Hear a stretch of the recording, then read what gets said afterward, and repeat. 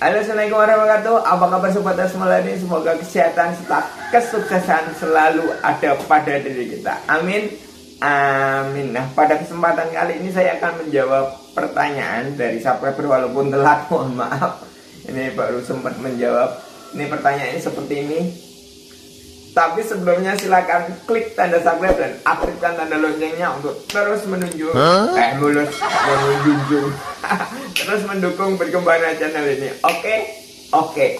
Nah, di pertanyaannya ini, Bang, sayap yang baik itu sebenarnya yang mana? Yang segitiga atau yang trapesium? Thumbnail dulu, thumbnail. Katanya nggak kelihatan.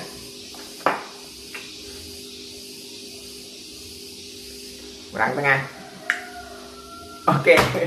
Nah, sayap segitiga atau sayap trapesium ini akan saya bahas di sini. Oke. Yang pertama, ini segitiga seperti ini ya. Ini yang biasa saya buat. Ini biasa saya buat. Dan anak-anak saya biasanya sama ini. Nanti ini sekaligus akan menjawab di konten berikutnya, akan menjawab cara memasang sayap yang baik dan benar. Itu sebenarnya udah terjawab di cara pembuatan roket air ya. Ini di yang seperti ini thumbnailnya. Silahkan nanti saya kasih di link di deskripsi dan bagaimana cara membuat sayap yang baik di sini juga, dan linknya akan saya sampaikan di deskripsi juga. Ini sekaligus menjawab pertanyaan yang ini. Oke.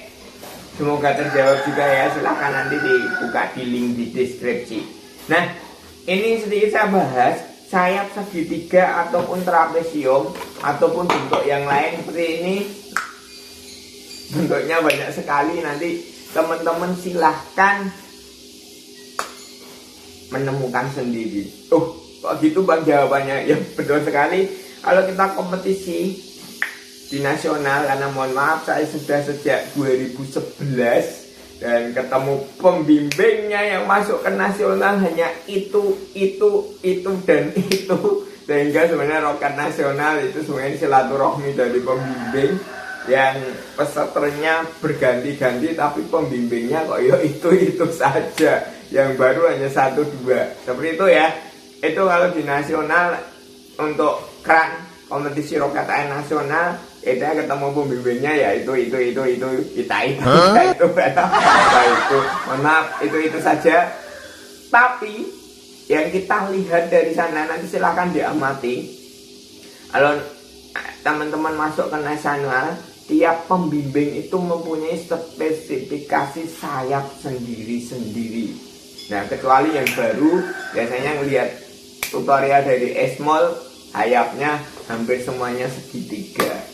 Nah, saya tidak menganjurkan segitiga, tapi kebetulan sekarang sayap yang saya gunakan bentuk segitiga.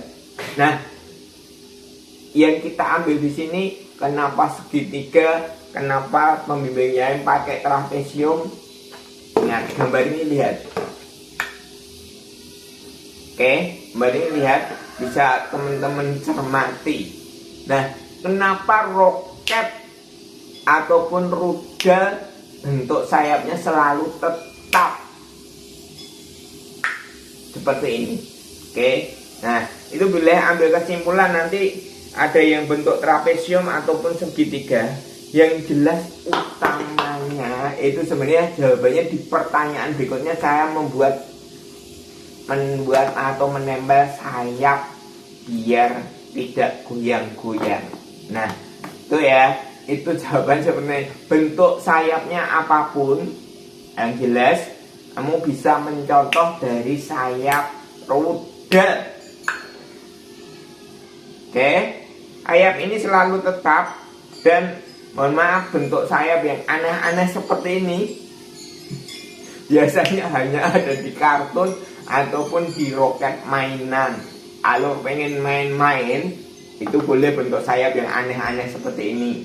Oke, tapi kalau untuk lomba, silahkan pilih, boleh trapesium, boleh segitiga, ataupun dari trapesium yang dimodifikasi, ataupun segitiga yang potong ujungnya, itu boleh. Oke, yang penting pemasangan sayap ini stabil. Nah, ini juga lebih ditambah lagi lakban. Kalau di nasional nanti pakai ini hanya lakban putih. Ini ditambahi seperti ini, cuma saya menunjukkan ini biar sebenarnya sayapnya tidak goyang-goyang. Nah, ini kan ada penyimpanan lama, nggih. Ini utamakan, misal pun kalau sayapnya goyang, ini miring, dibuat miring semua seperti ini. Nah, lihat. Ini kan yang penting pemasangan ini center, atas bawah center, kanan kiri center. Ini boleh sayap dimiringkan.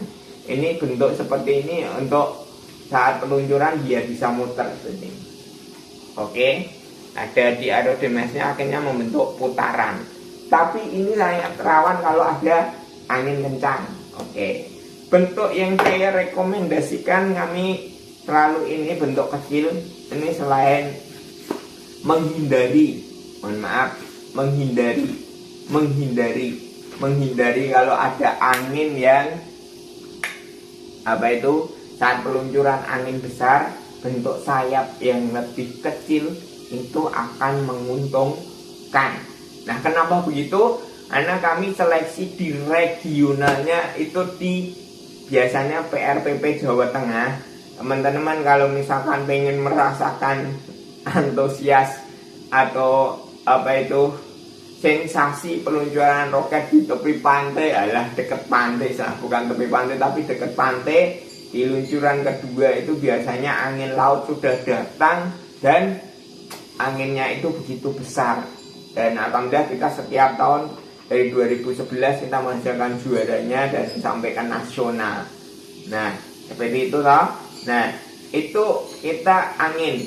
Ini spesifikasi untuk luncuran jarak kita biasanya 60 sampai 80 meter. Kita pakai sayap segitiga yang bentuknya kecil itu karena angin yang ada di daerah kami saat ini sampai terjadi seperti ini. Oke, hanya carikan nanti semoga ketemu gambarnya, kalau enggak ini gambaran ada angin ribut saat bukan angin ribut sampai tenda jatuh, terus tenda menimpa peserta, melenceng karena angin kenai peserta sampai berdarah-darah dan dibawa ke rumah sakit karena jidatnya, terus naik ke genteng. Itu udah biasa karena angin saat kita lomba di PRPP Jawa Tengah itu, karena kita dekat pantai dan begitu luncuran kedua di atas jam 12 itu angin laut biasanya sudah mulai mendarat atau ke darat, sehingga kami usahakan seperti itu.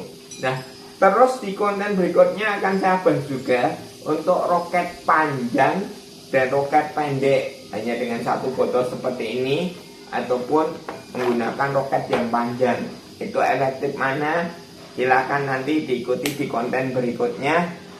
Ini semoga bisa menjawab. Yang jelas kalian nanti akan menemukan sendiri. Silahkan eksperimen bentuk sayap yang bagus yang mana, gunakan itu. Kalau udah menemukan yang lebih efektif, pakai seterusnya. Pakai trial and error, pakai seterusnya. Teman-teman akan menemukan gaya ataupun bentuk sayap roket air yang lebih efektif yang mana.